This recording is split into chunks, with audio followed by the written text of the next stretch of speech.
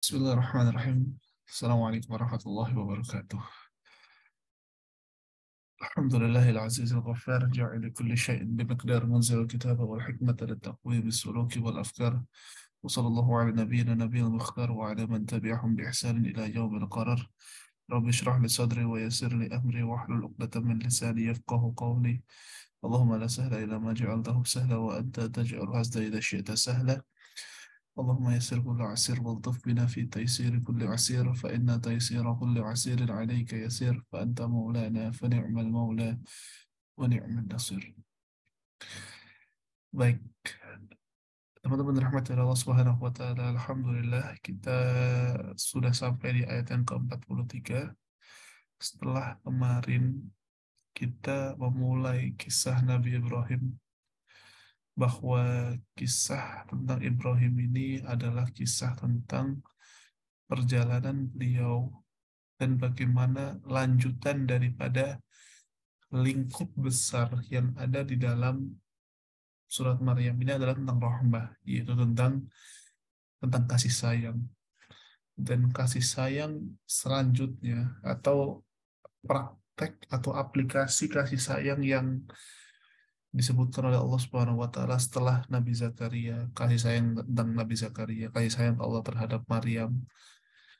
Allah Subhanahu wa taala juga mengajarkan atau menyebutkan satu lagi kisah, yaitu bagaimana kasih sayang yang dipraktekkan oleh Nabi Ibrahim.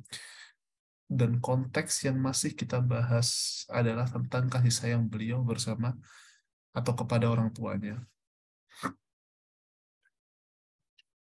Di ayat 43 kita mencoba untuk menelaah apa saja atau bagaimana narasi yang disampaikan oleh Nabi Ibrahim kepada sang ayahanda.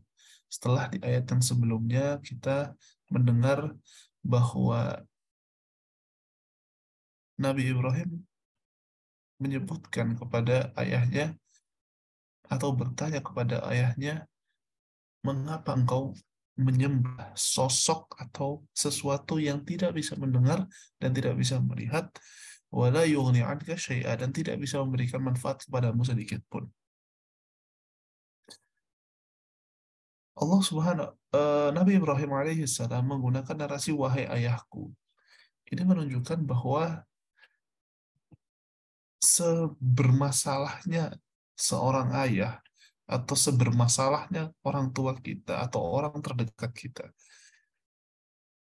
statusnya sebagai ayah itu tidak bisa hilang. Maka wajib tetap untuk dihormati. Narasi ini diulang kembali oleh Nabi Ibrahim dengan menyebutkan di ayat yang ke-43, ya abati inni qad ja'ani minal ilmi ma lam ya'tika fattabi'ni ahdika siratan sawiyya. Ya abati, wahai ayahku. Baik, narasi yang disebutkan di ayat yang sebelumnya, di ayat 40, ayat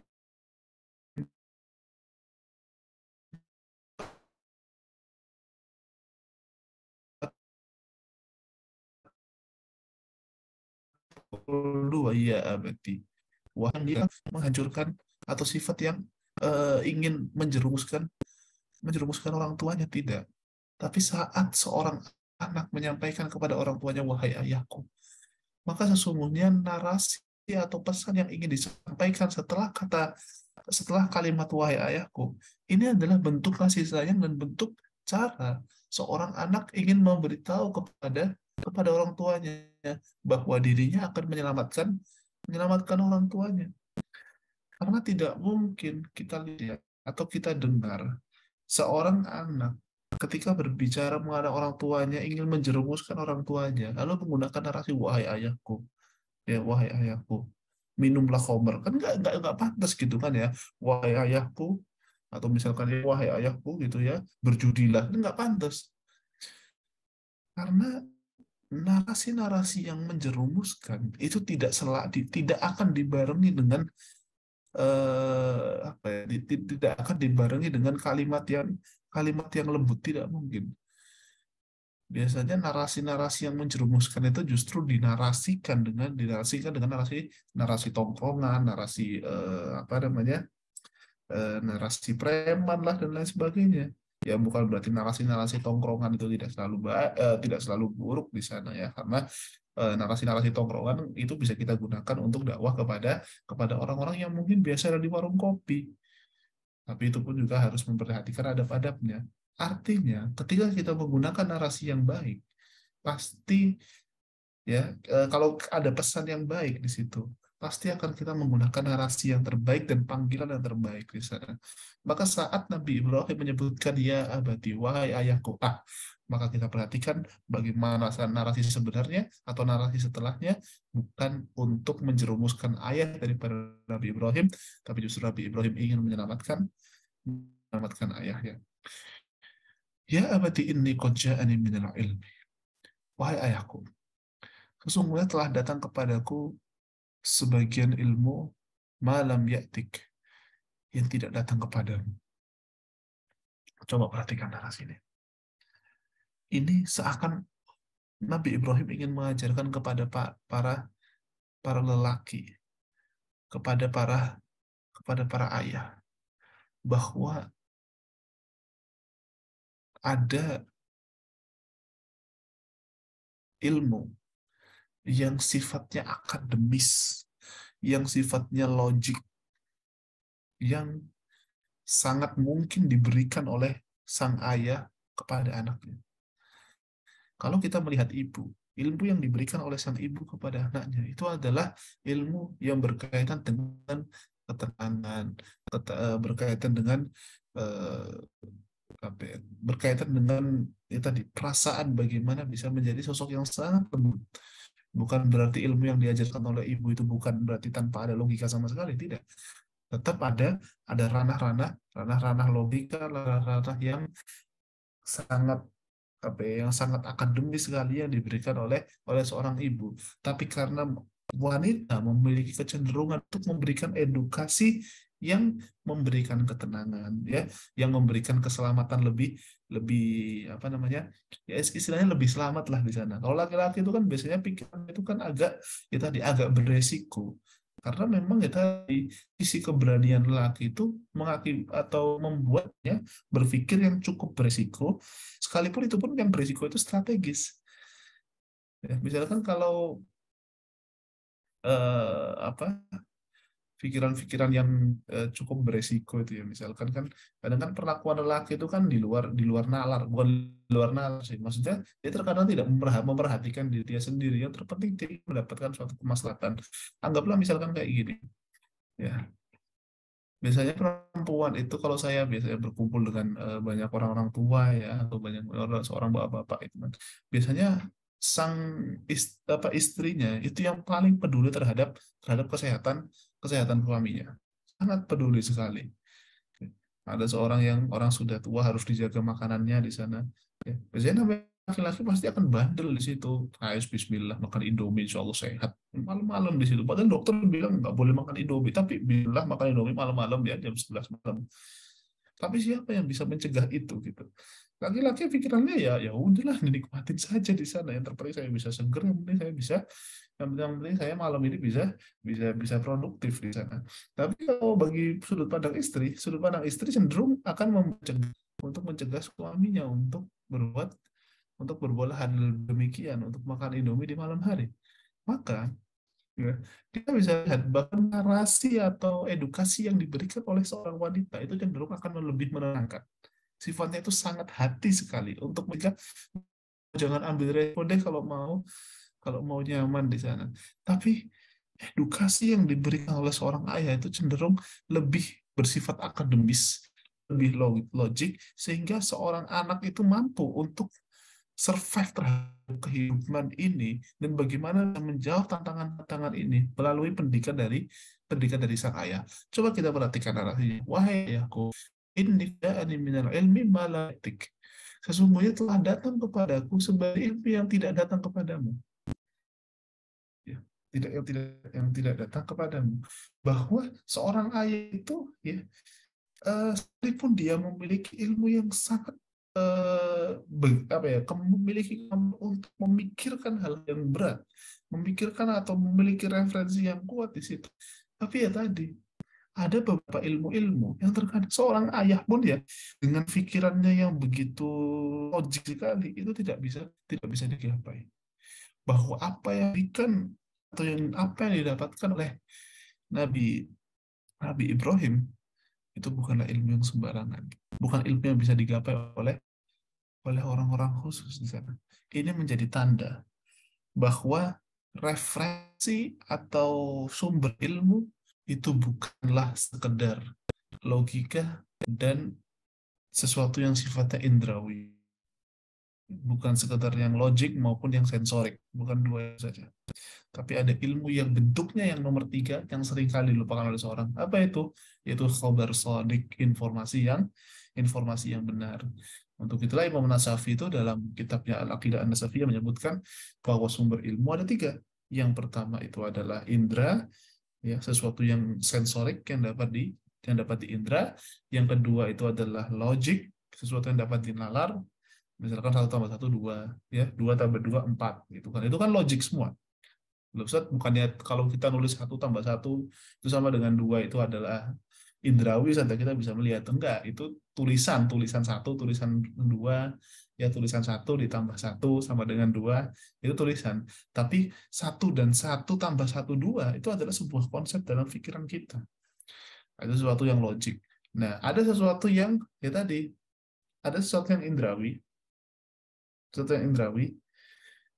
tapi indra pun terbatas di sana. Ada sesuatu yang logika pun juga terbatas. Misalkan contoh yang sering kali saya berikan permisalan ya, itu adalah tentang misalkan kita pernah naik gunung, lalu di gunung tersebut kita temui ada kayu bakar, ya. Logika kita akan berkata bahwa oh ternyata tadi itu habis ada orang di sana. Tapi pertanyaannya adalah apakah logika kita bisa menjawab siapa orang yang ada di situ? Yang memakai kayu bakar itu siapa namanya? Loh ya nggak akan bisa menjawab. Dia butuh sumber yang ketiga. Yaitu sumber yang ketiga itu adalah informasi yang benar. Nah, maka informasi atau ilmu terkait keimanan itu belum didapatkan oleh sang ayah, yaitu belum didapatkan oleh ayah dari Nabi Nabi Ibrahim. Maka Nabi Ibrahim berkata bahwa wahai ayahku, bahwa telah datang ilmu telah ada sesuatu ilmu yang datang kepadaku yang kau itu masih belum tahu. Engkau mungkin bisa menggunakan logika engkau mungkin bisa menggunakan indera engkau, tapi ada satu ilmu yang engkau tidak mendapatkannya di situ. Ya tidak bisa mendapatkan di situ. Tapi coba perhatikan menariknya ya, menariknya di sini. Beriman atau menyembah berhala itu kan nggak logis, itu kan. Beriman kepada berhala atau menyembah berhala itu kan nggak logis. Artinya kalau toh misalkan ada orang yang menyembah berhala, pada prinsipnya itu kita akan menganggap ini orang bodoh atau gimana gitu. Oh ada berhala kok yang disembah kan gitu. Tapi Nabi Ibrahim tadi, sekali lagi, ini adalah adab. Rahmahnya Nabi Ibrahim. Mengatakan bahwa telah datang ilmu kepadaku yang tidak datang kepada engkau. Berarti kan tandanya bahwa sang ayah, sang ayah itu memiliki ilmu gitu loh. Nabi Ibrahim seakan mengatakan, wahai ayahku, engkau itu punya banyak ilmu. Tapi ada ilmu yang engkau masih belum tahu di sana.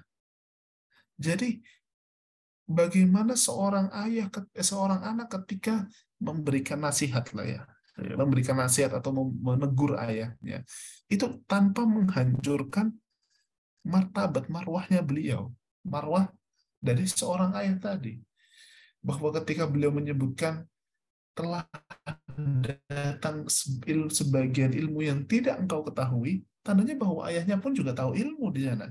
Ya. Bukanlah hal yang dia tidak bodoh-bodoh amat lah bahasanya seperti itu.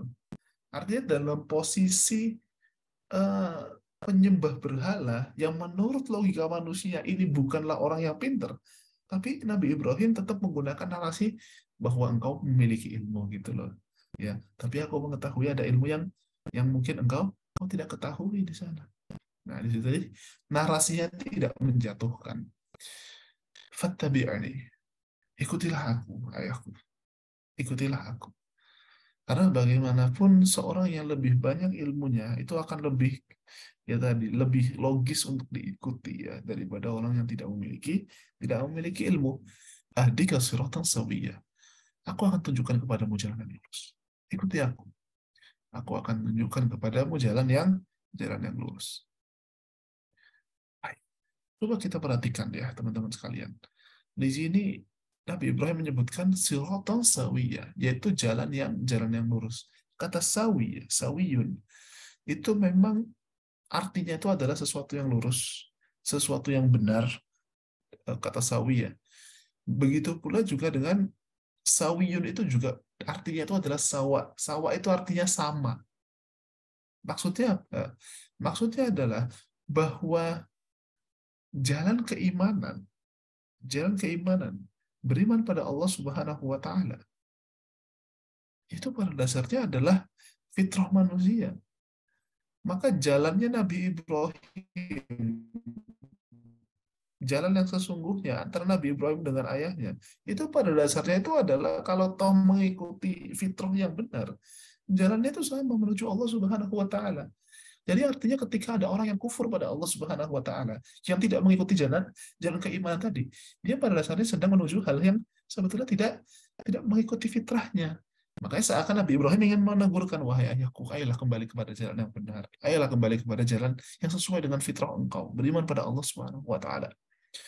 Dan tentu kalau kita mau bedah syariat-syariat atau kita bedah berkenaan dengan agama ini tuh fitrah manusia, wah kita akan dapati banyak hal di situ. Tapi ya insya Allah nanti di forum lain kita akan coba membahas tentang bagaimana apa agama. Saya sampai sekarang masih masih apa saya memiliki apa ya memiliki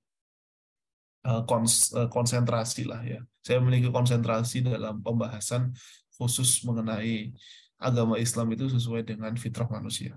Ya, ada beberapa variabel-variabel penting yang dalam syariat Islam itu yang justru dengan ada syariat Islam tadi itu manusia itu sebetulnya menjadi benar-benar manusia di situ. Jadi tidak ada sebetulnya syariat dalam ajaran Islam itu yang bertentangan dengan fitrah manusia. Maka kalau kita gabungkan antara fitrah manusia ini dengan sudut pandang syariat, ini pada dasarnya ya tadi kita akan mengatakan bahwa syariat itu gue banget gitu loh. Loba saja anak sekarang gitu kan. Ya, itu banyak lah nanti ya berkaitan dengan syariat, apa yang berkaitan dengan sholat, kenapa kita tuh harus butuh sholat, apa sesungguhnya fitrah manusia, mengapa membutuhkan sholat di sana ya. Lalu bagaimana adab-adab di dalam doa yang pernah kita pelajari, itu bagaimana tentang adab-adab tadi itu sesuai dengan fitrah manusia ya. Atau zikir pada Allah Subhanahu wa taala, bagaimana zikir itu sesuai dengan fitrah manusia, bagaimana puasa ya, yang dekat-dekat ini kita insya Allah akan menuju bulan Ramadan ya, itu sesuai dengan fitrah manusia. Sehingga kenapa Allah menyebutkan kutiba alaikumusiyam, telah diwajibkan kepada kalian untuk berpuasa, kama kutiba alal ladzina min qablikum la'allakum tattaqun, sebagaimana telah diwajibkan terhadap umat-umat kalian terdahulu, la'allakum tattaqun, semoga kalian bertakwa. Loh, bentuknya di mana Ustadz kalau puasa itu sesuai dengan fitrah manusia? Coba perhatikan di ayat itu. Di ayat itu tidak disebutkan kata Allah, padahal perintah puasa itu dari Allah Subhanahu wa taala. Itu seakan menunjukkan bahwa saya manusia tanpa disuruh Allah Subhanahu wa taala untuk puasa, dia pasti akan berpuasa. Maka adanya diet, adanya cutting dan lain sebagainya, ini menunjukkan bahwa fitrah manusia itu butuh puasa gitu. Tapi itu karena tadi banyak lupanya ya kadang, maka harus diingatkan. Banyaklah ya variabel-variabel di dalam syariat Allah itu yang sesuai dengan fitrah manusia. Baik. Lalu Allah Subhanahu wa taala melanjutkan ya melalui lisan atau narasi yang disebutkan oleh Nabi Ibrahim. Ya abadi, wahai ayahku. Sekali lagi Nabi Ibrahim mengulang, ya abadi, wahai ayahku. Ini tanda rahmahnya Nabi Ibrahim ya, menghadapi ayahnya yang jauh dari Allah Subhanahu wa taala, tetap menggunakan narasi yang terbaik. La ta'budis syaitan. Janganlah engkau menyembah syaitan. Inna syaitana kana lirrahmani asiyya. Sesungguhnya syaitan itu sangat durhaka kepada Tuhan yang maha maha pemurah. Coba kita perhatikan. Yang disembah oleh ayah Nabi Ibrahim itu kan patung. Ya kan? Yang disembah oleh ayah Nabi Ibrahim itu kan patung. Pertanyaannya, mengapa Nabi Ibrahim menyebutkan bahwa wahai ayahku, engkau jangan jangan sembah syaitan. Ini berarti pertanda bahwa mungkin objeknya bisa apapun di sana. Tapi kalau kita mengikuti jalan yang salah, pada dasarnya kita itu mengikuti jalan syaitan. Objeknya bisa apapun, ya. Misalkan ada orang yang tadi menyembah berhala, ya, atau misalkan menyembah hal-hal yang lain, objeknya bisa bentuk berhala, bisa bentuknya matahari, bisa bentuknya bulan, bisa bentuknya apapun di sana. Selama dia bukan menyembah Allah Subhanahu wa taala, pada dasarnya dia sedang menyembah syaitan di situ. Atau kita ya tadi ya, mengagungkan kemaksiatan kita, mengagungkan keburukan-keburukan kita. Maka pada dasarnya kita sedang mengagungkan syaitan di situ. Maka ini menjadi pertanda bahwa tadi objek apapun, kita nggak peduli terhadap objek apapun di sana. Selama bukan karena Allah Subhanahu wa taala, itu syaitan. Itu adalah jalan syaitan. Inna syaitana kana lirrahmani asiyya. Sesungguhnya syaitan itu sangat durhaka kepada kepada Rahman. Menarik. Allah atau Afwan. Ya, disebutkan oleh Allah di sini ya, meskipun menggunakan narasi dari Nabi Ibrahim. Di sini Nabi Ibrahim menyebutkan bukan inna syaitana kana lillahi asiyya. Sesungguhnya syaitan itu sangatlah durhaka kepada Allah. Ya. Tapi Nabi Ibrahim menyebutkan inna syaitana kana lirrahmani asiyya. Setan itu sangat durhaka kepada Ar-Rahman, kepada Tuhan yang Maha Pemurah. Ini kan ini kan spesifik sekali ya. Secara spesifik Nabi Ibrahim menyebutkan tentang sifat Allah yaitu Ar-Rahman dalam konteks ini. Artinya apa? Sesuatu atau sosok yang sangat pemurah, sangat pengasih. Ya, misalkan kalau kita dapati ada orang itu yang sangat pemurah banget, sangat penyayang sekali, ya. Kalau tiba-tiba ada orang yang durhaka kepada orang tadi, ini kan berarti yang durhaka itu kan kebangetan banget kan gitu, sangat kebangetan. Jadi Allah ingin atau Nabi Ibrahim ingin menunjukkan bahwa bertabrakannya kata Rahman dengan durhaka. Bagaimana rahmannya Allah Subhanahu wa taala, bagaimana pemurahnya Allah Subhanahu wa taala, masih ada yang durhaka di situ. Ini kan berarti kan kebangetan. Kalau toh orang nggak memiliki jasa apapun, ya, maka orang masih bisa berkelit di sana. Anggaplah misalnya ada orang tua yang kurang atau tidak memberikan pendidikan yang terbaik kepada anaknya. Maka ketika dewasa anaknya bilang bahwa alah bapakku aja nggak peduli sama aku kok, dia masih bisa berkelit di situ. Karena dia bisa menunjukkan bukti-bukti bahwa bapak saya meninggalkan saya, bapak saya gini, bapak saya gitu, dan lain-lain. Tapi kalau bapaknya itu memberikan pengertian yang baik, memberikan edukasi yang terbaik, memberikan apa ya, pendidikan yang sangat baik di sana. Lalu tiba-tiba anaknya bilang bahwa bapakku ini ya nggak peduli sama saya. Berarti yang bermasalah itu adalah anaknya, bukan sang ayah. Nah, ini spesifikasi ya, atau sangat spesifiknya Nabi Ibrahim menggunakan narasi Inna syaitana kana lirrahmani asiyya ini bukan tanpa makna ya. Ini menajamkan narasi bahwa begitu buruknya dan begitu busuknya yang dilakukan oleh syaitan. Dan kalau toh ada orang yang mengikuti syaitan ya berarti ya tadi ya makin parah juga di sana. Lalu Nabi Ibrahim melanjutkan, ya abadi. Di ayat 45, wahai ayahku. Diulang lagi. Inni akhafu ayyamassaka azabun Allah. Ini menarik. Wahai ayahku, sesungguhnya aku takut azab minar rahmani dari Sang Maha Pemurah. Spesifik sekali. Fatakuna lisyaitani waliya. wahai ayahku, aku ini takut kalau engkau akan mendapatkan azab dari Sang Maha Rahman, dari Sang Pemurah, fatakuna lisyaitani waliya, sehingga engkau menjadi temannya syaitan. Coba teman-teman perhatikan. Pertama, Nabi Ibrahim takut ayahnya itu ayyamassaka adabun minar rahman. Kalau kita baca narasi terjemahannya itu kan cuma ya sesungguhnya aku takut azab dari Allah gitu kan ya, yang akan menimpamu.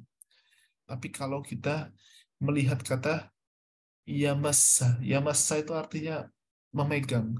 Wala yamsasni bashar. Ya. Kalau kata kata Maryam tadi bahwa orang itu nggak ada yang pernah menyentuhku di situ. Ya tidak pernah menyentuhku. Coba narasi ini kan lembut banget. Menyampaikan kepada sang ayah, wahai ayahku, aku tuh takut loh kalau engkau itu tersentuh adab. Artinya Nabi Ibrahim itu nggak rela kalau ayahnya itu jangankan jatuh, kesentuh sama adab aja nggak mau gitu. Ini kan indah banget. Kesentuh aja dengan adab aja nggak mau. Nabi Ibrahim meminta padanya. Artinya ini pelajaran berharga banget bahwa di antara semua keburukan-keburukan yang pernah dilakukan oleh umat manusia, yang paling buruk itu adalah kufur pada Allah Subhanahu wa taala. Sekalipun kita sekarang tadi ya kebalik-balik ya, seakan-akan orang-orang yang kufur itu, orang-orang yang nggak beriman itu dianggap sebagai ya tadi ya seakan memiliki nama dan dianggap bukan sudah lah ya, dia cuma beda aja sama kita kan gitu. Kita tuh bisa menerima keburukan itu adalah hal-hal yang memang me, apa apa ya istilahnya memberikan dampak negatif bagi orang lain, seakan-akan ya misalkan nyuri gitu kan, yang rampok gitu kan, itu kita anggap buruk. Tapi kufur, lalu apa lagi ya, eh ya kufur atau yang keburukan yang mengena kepada dirinya itu tidak dianggap sebagai keburukan. Bahwa kita itu sudah salah dari cara pandang kita bahwa keburukan itu adalah hal-hal yang dapat menyakiti orang lain. Misalkan ya ada narasi child free gitu kan, ada narasi child free. Sekarang coba kita perhatikan bagaimana orang-orang melihat, menarasikan atau mengkritik orang-orang child free. Kalau misalkan dia yakini seperti itu ya itu terserah dia lah. Ya terserah dia mau meyakini apa. Tapi kalau mau disampaikan kepada orang lain itu nggak boleh. Saya katakan bahkan itu harus dikritik gitu. Kita nggak bisa mengatakan bahwa saya itu terserah dia gitu kan, ya terserah dia mau mau child free atau enggak, itu dia orang salah, memang harus dikritik dengan cara pandang seperti itu, dengan cara seperti itu ya. Kita nggak bisa membiarkan terhadap, ya tentu dengan narasi-narasi terbaik ya, jangan menggunakan hinaan dan lain sebagainya. Ada misalkan ada orang yang homo gitu kan ya, ya udah kalau misalkan homo ya homo, apa namanya, biarkan aja lah dia dia homo, itu kalau urusan dia sendiri gitu kan ya. Tapi ya tolong jangan disebarkan ya pemikiran pemikiran tersebut. Ya nggak bisa, itu harus dikritik, itu kesalahan dia itu ada dua. Kesalahan pertama dia itu homo, kesalahan kedua dia menyebarkan pemikiran homo. Sama seperti orang child free. Kesalahan yang pertama itu adalah karena dia memilih child free, dan yang kedua itu adalah karena menyebarkan paham tersebut. Ada dua kesalahan di sana. Kita tuh salah kaprah ketika melihat bahwa kesalahan itu adalah ketika yang dianggap sesuatu yang salah, ketika itu disebarkan atau ketika merugikan orang lain. Bahwa kesalahan yang merugikan diri sendiri itu tidak dianggap sebagai kesalahan, dianggap ya udahlah terserah dia, dia yang apa namanya, dia yang meyakini hal tersebut kok. Ini jadi masalah di situ teman-teman ya. Bahwa Nabi Ibrahim ingin menyebutkan, mohon maaf ya sampai ini udah jam 4 tapi saya tambahkan sedikit supaya ayat 45 ini selesai. Nabi Ibrahim menyebutkan bahwa beliau tidak rela gitu loh, bahwa sang ayahnya ini melakukan sebuah dosa yang sangat besar loh, kufur sama Allah Subhanahu wa taala loh. Ibaratnya kalau toh misalkan ayahnya itu meninggal pada saat itu, tiket masuk surganya udah habis gitu. Wassalam udah kehidupannya. Ini kesalahan yang sangat besar yang dilakukan oleh sang ayah. Tapi coba bagaimana Nabi Ibrahim menarasikan, ya menarasikan agar tidak menjatuhkan kepada sang ayah dan bagaimana mendakwahi orang-orang yang bahkan jatuh atau misalkan bermasalah tadi dengan menggunakan narasi yang terbaik. Artinya kritik kita yang kepada tadi ya, apalagi kepada orang-orang yang berpikiran seperti tadi LGBT lah atau child free lah atau apapun di situ, tetap harus kita tegur dengan cara yang terbaik. Harus seperti itu. Ya. Narasinya bagaimana Nabi Ibrahim? Inni akhafu ayyamassaka adzabun minar rahman. Aku takut engkau tersentuh oleh azab Allah. Ini kan menarik di situ. Artinya jangan dihina di situ ya. Kita kita nggak boleh menghina ya. Mau apa? Aku takut kamu itu terjerumus di dalam neraka itu kan. Itu kan berat banget bagi orang itu kan. Ya. Gunakan narasi-narasi yang terbaik ya. Kasih tahu ketika ada orang mengalami kesalahan, ya salah dalam berpikirnya, salah dalam amalannya, kasih tahulah dengan cara yang terbaik di situ. Ini mudah-mudahan Allah Subhanahu Wa Taala akan lembutkan hatinya. Nah, lalu ini menarik juga. Aku takut eh, apa namanya, engkau tersentuh azab dari Sang Maha Rohman yang Maha Pemurah. Kan agak mustahil gitu ya. Ada yang ada sosok yang sangat pemurah, sangat pengasih, itu mengadab itu kayaknya mustahil deh. Sosok yang pemurah dan pengasih itu ya menyayangi, tapi ini kok disebutkan mengadab gitu kan. Jadi ini ya Allah, ini menarik Nabi Ibrahim menyebutkan. Seakan lembut sekali Nabi Ibrahim menyebutkan kepada sang ayahnya. Kalau misalkan yang Sang Maha Pemurah tadi ya, Sang Maha Pemurah yaitu Allah Subhanahu wa taala dan pengasih itu memberikan azab. Artinya gini, kalau ada orang yang benar-benar baik banget, kalau ngasih hukuman, mungkin nggak ngasih hukuman itu besar. Enggak kan? Kecuali kalau misalkan orang sosoknya keras, begitu tegas sekali. Kalau udah ngasih hukuman, dijamin pasti akan hancur kita. Tapi kalau misalkan ini orang baik banget ya, lembut banget ya, orang tua kita lembut, baik banget gitu. Kalau kita ngasih hukuman, kalau beli orang tua kita ngasih hukuman, ya pasti hukumannya itu yang rendah-rendah, aduh nggak tega lah kalau kayak gitu. Ini kan menarik banget. Nabi Ibrahim menyebutkan, pertama, agar azab tidak menyentuhmu, satu. Dan azab yang akan yang akan tersentuh tadi, itu diberi oleh Ar-Rahman, Sang Maha Rahman. Ini kan tanda azabnya itu cuma tersentuh, cuma seakan-akan tersentuh saja. Dan yang ngasih itu adalah Sang Sang Rahman, yang dalam logika manusia ketika ada sosok yang baik, itu nggak akan tega-tega banget lah ngazabnya gitu. Ini kan seakan-akan ingin betul-betul Nabi Ibrahim ingin menarasikan bahwa wahai ayahku gitu kan ya, engkau ini, aku itu nggak mau gitu loh, meskipun hanya sekecil itu pun gitu ya, sekecil apapun kau tersentuh dengan adab Allah, itu aku nggak mau di situ. Bahkan sosok yang paling tidak tega yaitu Allah Subhanahu Wa Taala memberikan adab kepadamu, itu aku nggak mau di sana. Bagaimana Nabi Ibrahim ingin menjaga perasaan orang tuanya dengan begitu detil di sana. Katakan ali syaitani waliya, ya sehingga engkau menjadi temannya syaitan. Ya maksudnya wali ya, wali itu kan artinya karakter teman dekat gitu ya, teman dekat yang benar-benar diikuti di situ. Ya, jadi Nabi Ibrahim tidak menginginkan hal itu. Baik, mungkin saya dari saya kurang lebihnya mohon maaf ya. Baik, Bismillahirrahmanirrahim. A'udzubillahi minasyaitonirrajim. Bismillahirrahmanirrahim. Alhamdulillahirabbil alamin. Arrahmanirrahim. Maliki yaumiddin. Iyyaka na'budu wa iyyaka nasta'in. Ihdinas siratal mustaqim. Siratal ladzina an'amta 'alaihim ghairil maghdubi 'alaihim waladdallin. اللهم إنا نسألك الهدى والتقى والعفاف والغنى. اللهم إنا نسألك علما نافعا ورزقا طيبا وعملا متقبلا. اللهم إنا نسألك الهدى والسلام. اللهم إنا نعوذ بك من العجز والكسل والبخل والهرم وعذاب القبر. اللهم آت نفوسنا تقواها وزكها أنت خير من زكاها أنت وليها ومولاها. اللهم إنا نعوذ بك من علم لا ينفع ومن قلب لا يخشع ومن نفس لا تشبع ومن دعوة لا يستجاب لها. اللهم إنا نعوذ بك من جهل البلاء ودرك الشقاء وسوء القضاء وشماتة الأعداء.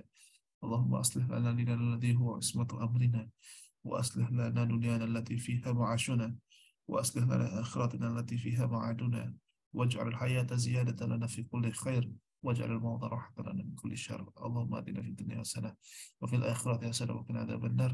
سبحان ربك رب العزة عما يصفون وسلام على المرسلين والحمد لله رب العالمين.